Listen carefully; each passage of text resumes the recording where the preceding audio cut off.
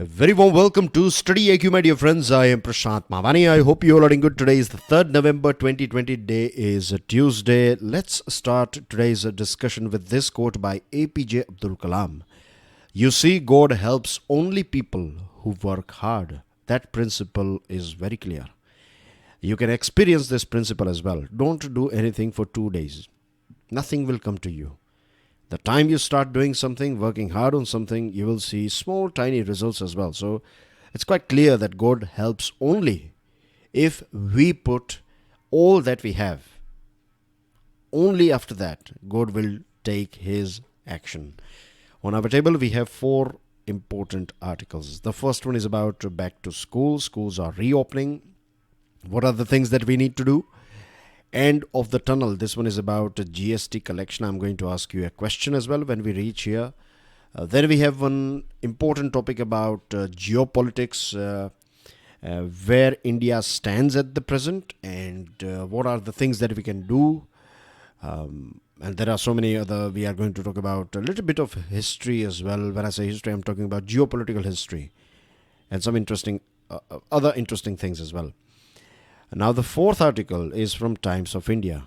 It's one of the most important, interesting article. Yesterday, we talked about a catch-22 situation that we find in France. And I think we have a solution to how to solve this terrorism issue, how to solve these cracks that we find in our society. When I say our, I'm talking about human society, right? I'm talking about the world. What are the things that we need to do? So very interesting article. Now, dear friends, I have a good news for you. Good news is that a big Diwali sale is on. This is going to last till 17th November, and you will get total 60% discount if you use this Diwali 10 code.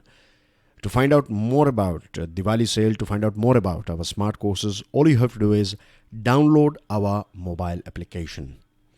First one is Back to School.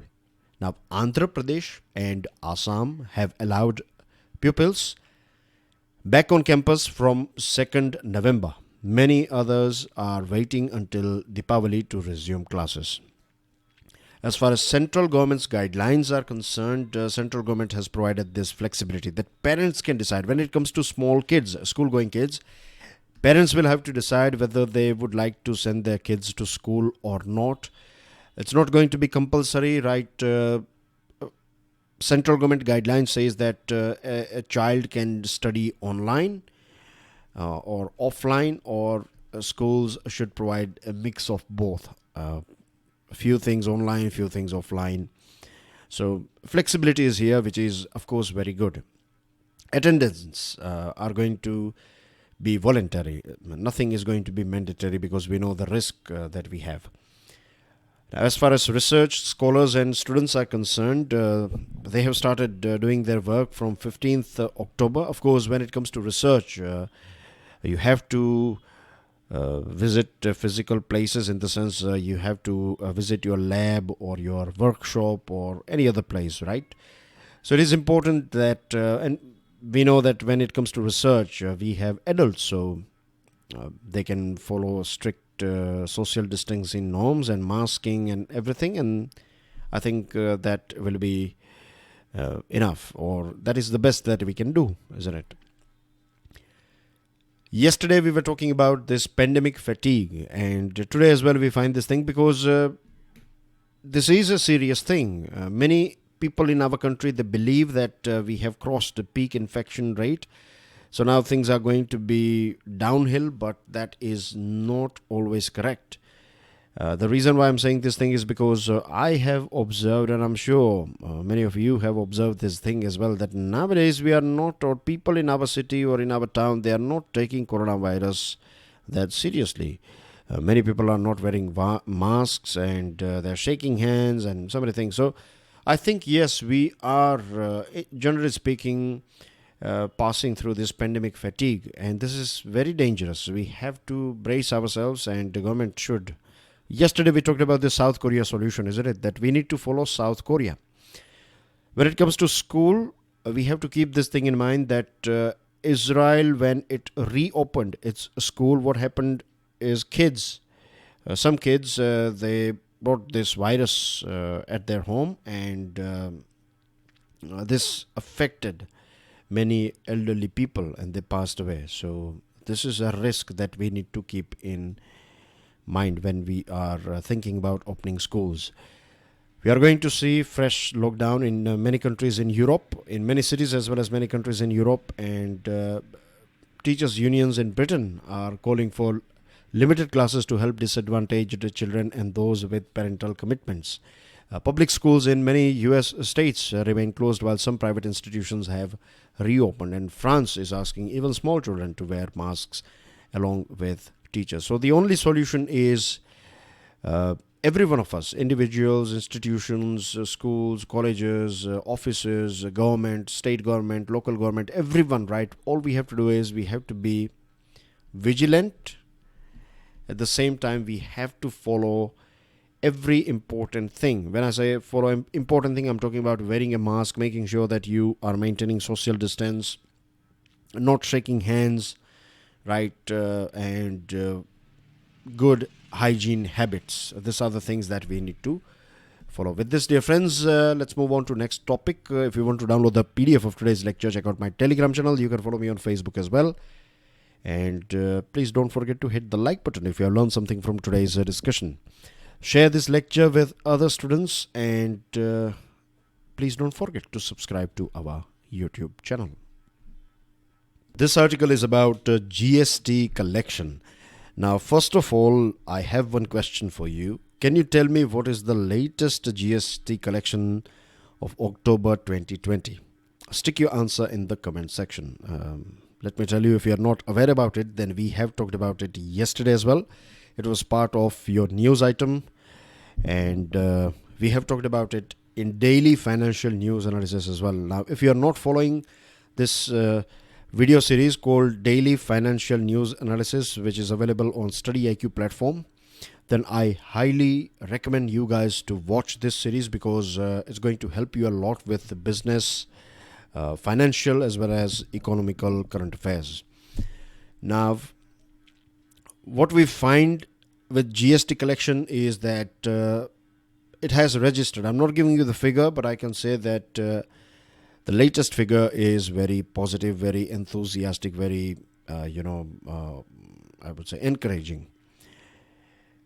And this is similar, or you can see some other factors like e-way bills, consumption of electricity, railway freight. Then what do we have?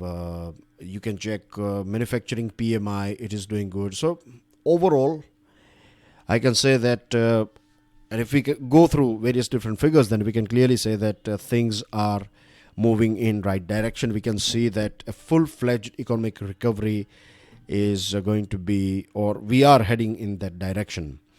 Now, experts and economists are saying that we should not rush at present. We have to be a bit careful.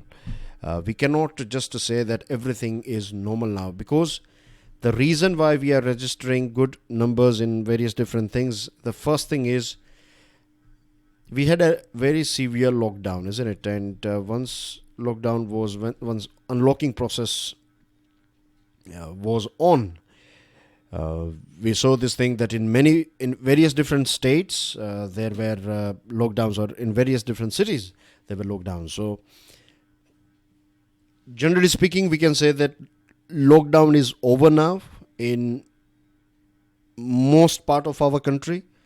So this is one reason why, because the market was closed for this many months, now we can see a sudden surge in transaction. So this is one reason, because unlocking is completed now, you can say. So this is the first reason. The second reason is, of course, festival season.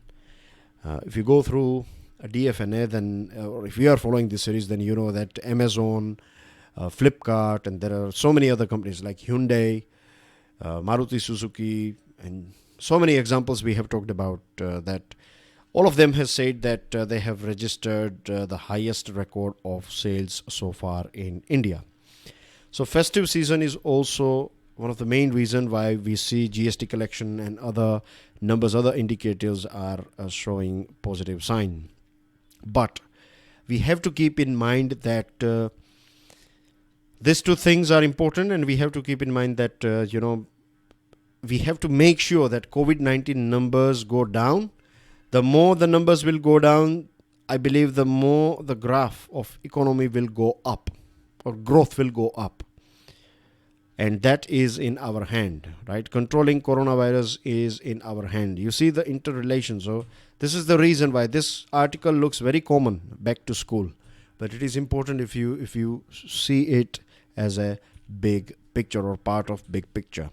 The government has not ruled out more stimulus measures in the coming months, and this is a good sign. This is a very encouraging statement coming from the government, and government has repeatedly said, finance minister has said this thing, prime minister has said, revenue secretary has said this thing, that whenever government will feel that there is a need for hand holding, there is a need for stimulus measure, then government is more than ready to do that thing. So that is very encouraging. This is like a safety net, So if you fall down, then you know that someone is there to catch you. So something like this coming from government is very encouraging for investor. Now moving on to a very important topic, outside the Quad. Now many things about Quad, regular students, so I'm not going into the details of Quad. Just a small current news item is that Australia is going to take part in annual Malabar exercise. Malabar exercise so far was conducted between Japan, America and USA, but now Australia is also part of it. So you can say that the full Quad is going to be part, or Malabar is going to be a Quad naval exercise, and we know the role that Quad is going to play in Indo-Pacific geopolitics. Sorry about that. Now, what we find these days, or in past few years, is that you see, earlier on, just to sit with these countries, USA, Japan and Australia or other developed nations, was a big thing for us. And if you go through, I was always wondering why they never take name of India. You'll find they will take name of China, they will take name of other countries. I'm talking about like 5-10 years ago.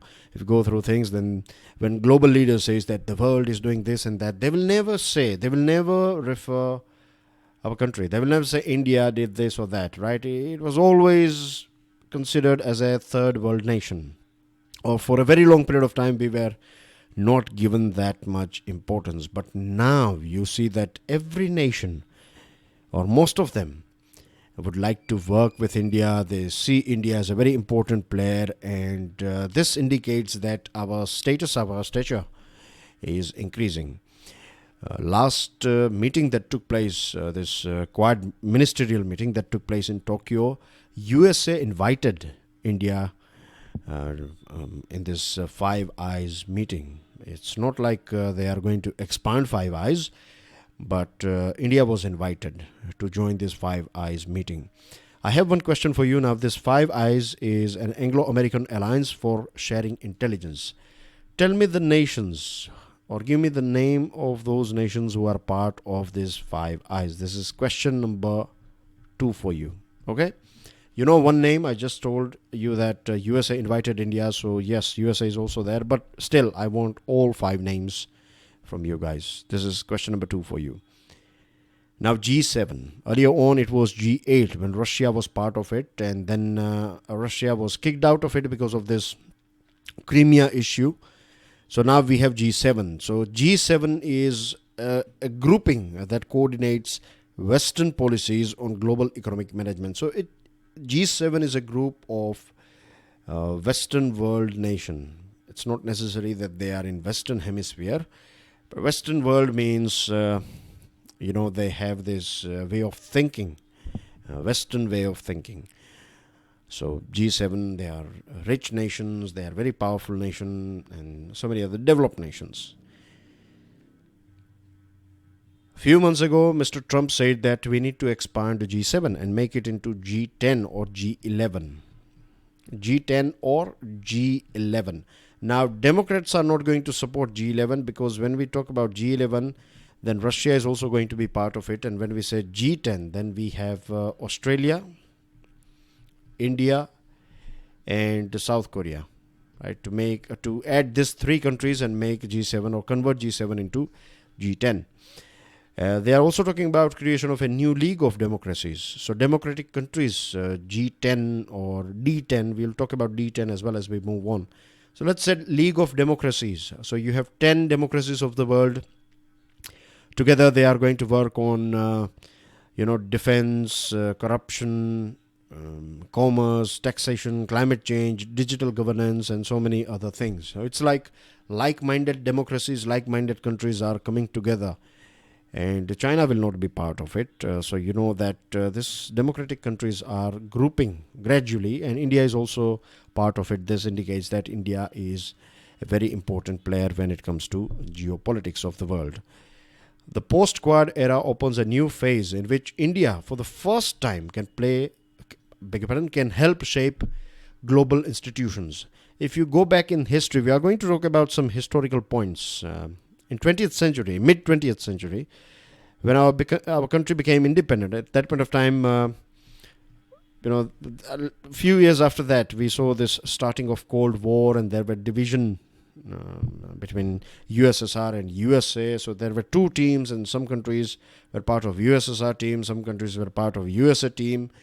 And then there was this NAM, that is Non-Aligned Movement. India played a very important role, but there was a gap between Delhi's ambition and impact.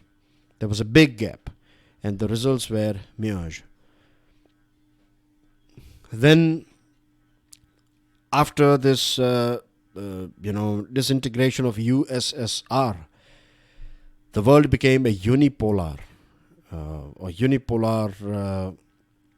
When I say unipolar, I'm talking about you have just one powerful country in the world, and that was USA. And things were okay at that point of time, but India started its LPG, that is liberalization, privatization, globalization. And in late 90s, we did a nuclear test. So a few days ago, I think it was yesterday or day before yesterday. When I say day before, I'm talking about Saturday, or in last few days, we have talked about this whole history of India, USA, how it was sorted and things like that. So India thought that it is better that developing nations together, we can team up and we can create our own world. Or when I say our own world, means fastest developing nations like BRICS was considered very important because it is in fact a group that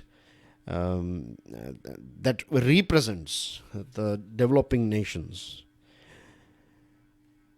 So it was not anti-West, but it was more about presenting developing world. And USA was very harsh on nuclear issue as well as Kashmir issue, but now finally things were sorted out thanks to George W. Bush's policy. So then India realized that BRICS is not going to be enough, and issues with USA are sorted now.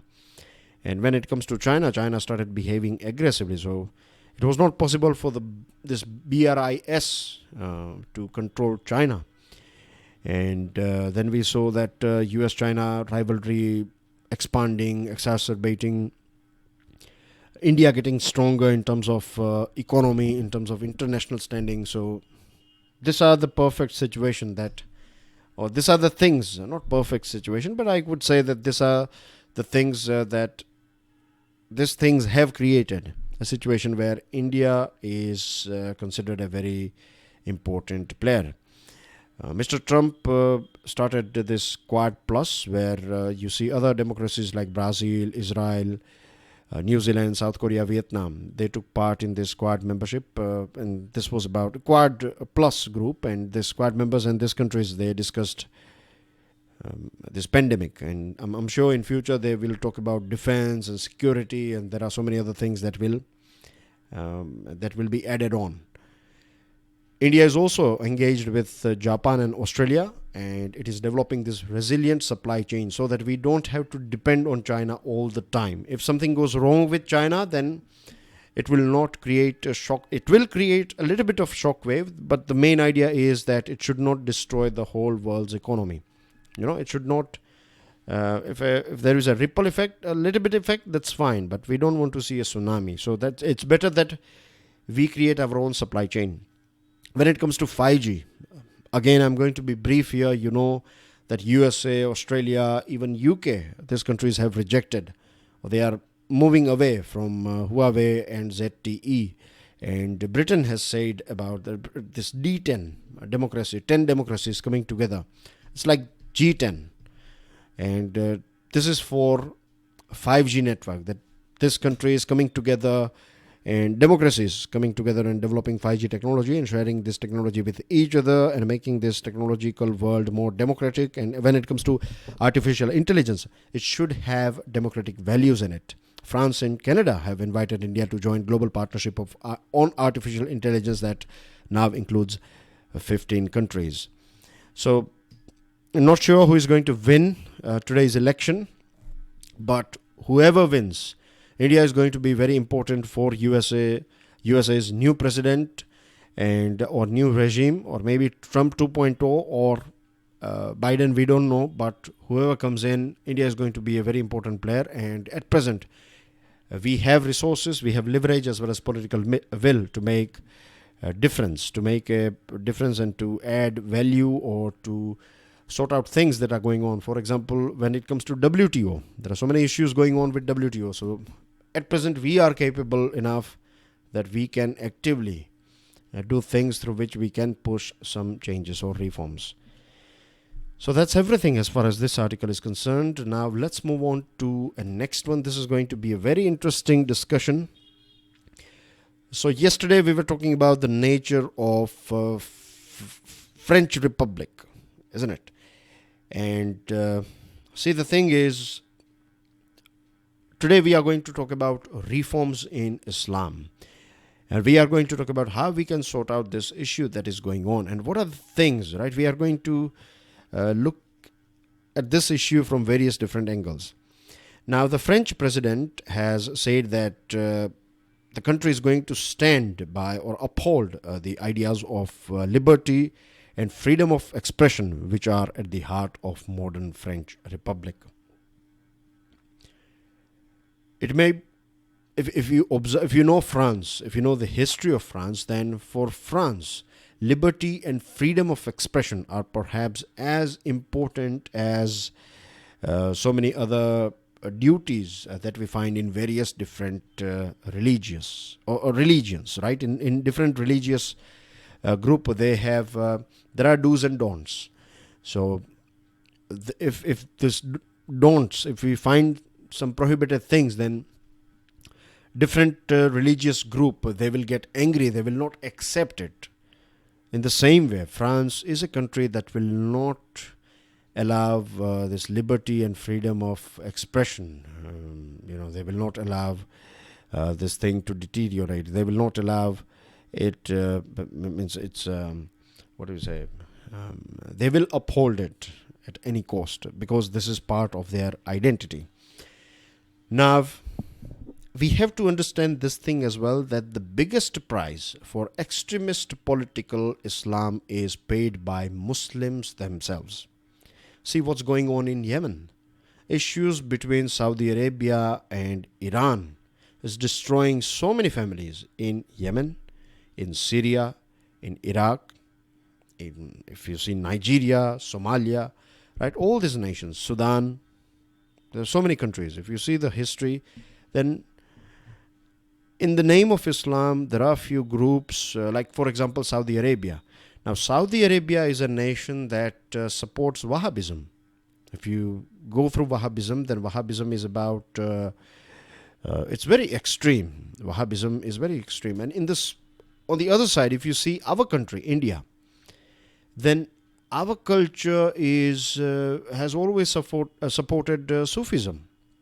You find Sufi dargahs in various different parts of our country, right? Even in small towns where you see 90-95% population is Hindu, and you find so many visitors from various different parts of our country, so many Muslims, they visit this dargah, and everything is going so smoothly. There are no issues at all, right? But what happens is identity, right? Let's say if I tell you this thing, that if army personnel or if a police personnel, if he kills someone on the street, right? If he using his gun, if he kills someone, then you will not say, or you will not find in media that a Muslim army personnel or a Muslim police personnel or a Hindu police personnel or Christian or etc., right? You will read that a police personnel has killed someone, because the most visible thing is his uniform. And that's what these people, when I say these people, I'm talking about this Al-Qaeda, ISIS, what they want is, they want to create more cracks in society. The more cracks they have, let's say if in France at present, I can assume that the environment is going to be that there are so many right-wing people in, or political parties in France, they are going to say that these Muslims should go back to their nation, and this sort of things we are going to see. So just imagine that Muslim boy or girl, they are going to feel so bad about it.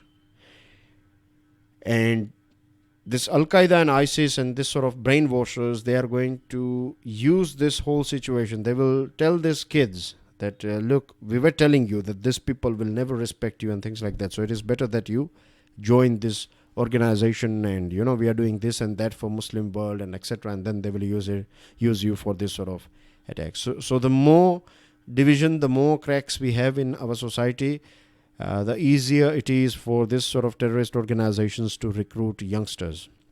And if you go through history of every religion, right, it is more about society rather than religion.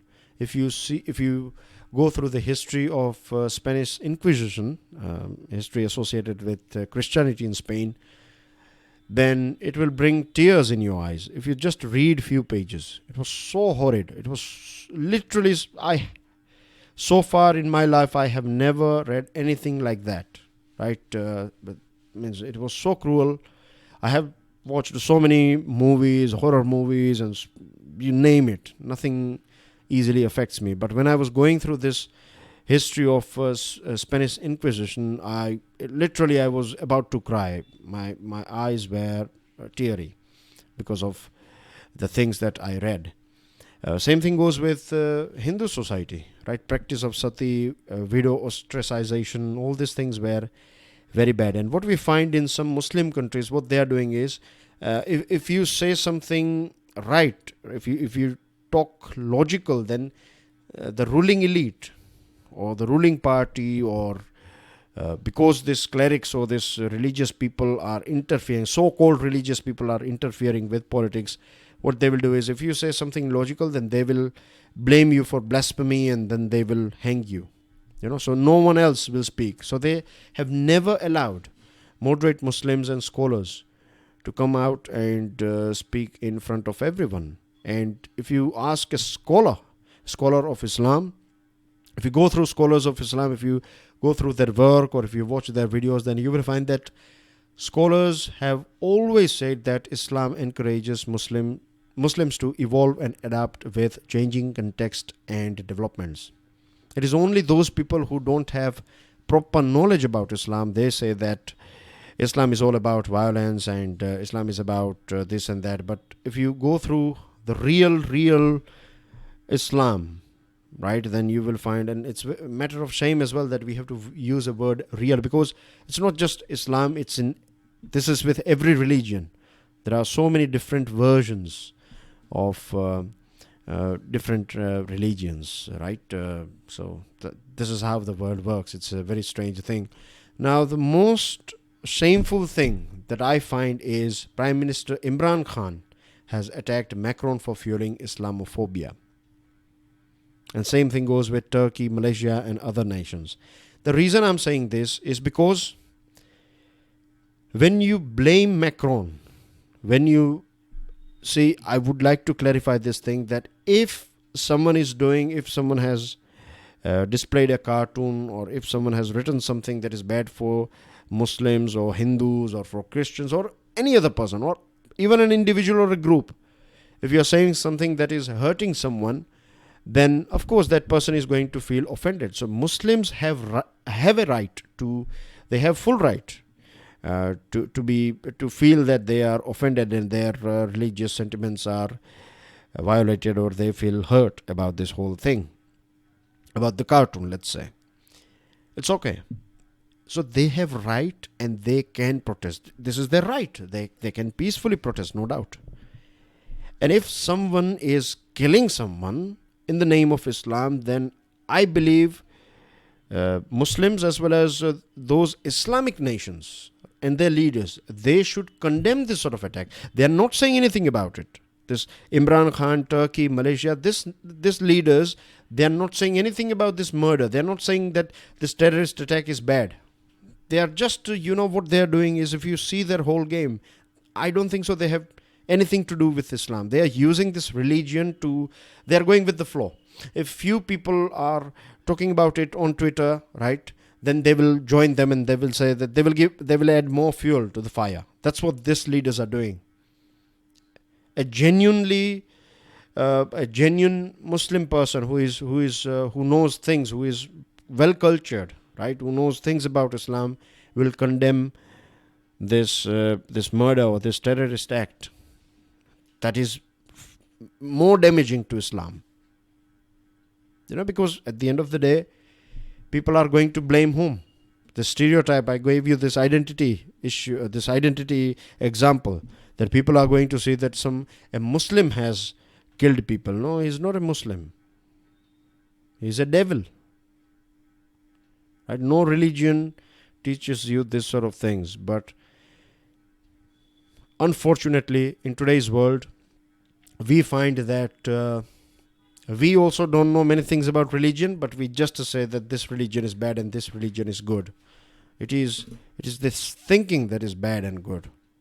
That's the main thing. Arab Spring of 2011 was against dictatorship, injustice and misgovernance in Muslim world. So it's not like they are not aware, or Muslims are not aware, or they want to live under Shariat laws and things. When I told you this thing, that scholars have also said that you need to upgrade yourself, and this applies to every single religion, and we have seen that every single religion has gone through reforms, and this is the time for Islam as well to go through some reforms, right? And the only solution is, and this article, the reason why I like this article is that India is a country. India is symbol of pluralism, inclusiveness, equality, religious freedom. If you go back 1400 years ago, you will find, when in the time of Prophet Muhammad, a mosque was built in Kerala, in our country. So Islam is here from last 1400 years. But what we read in our textbook is always that invaders coming in and looting everything. But we don't see this good side, that good people coming here, good traders coming here. And they were here since the time of Prophet Muhammad. And in India, we see Shia, Sunni Muslims living very peacefully with everyone. Every community is living very peacefully with everyone, right? So Indian Muslims, they are best placed to bring in social reform.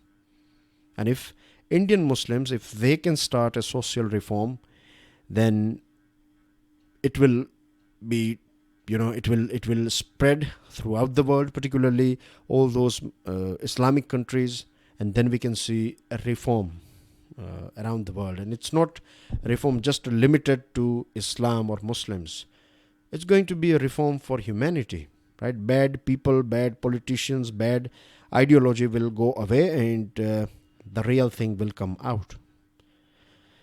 So that's everything in today's article. Now, dear friends, please make sure that you at least read these 4 articles that we have discussed today. If you want to go through some other extra articles, then Yes, you can, of course, but it is very important that you read as well.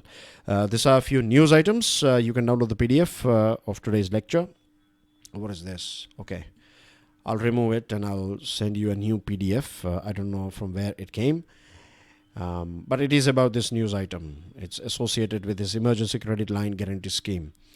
So make sure that you download the PDF and go through it and make the most out of this Diwali sale. I'll see you soon with daily financial news analysis. Till then, enjoy your studies. God bless you all. Jai Hind.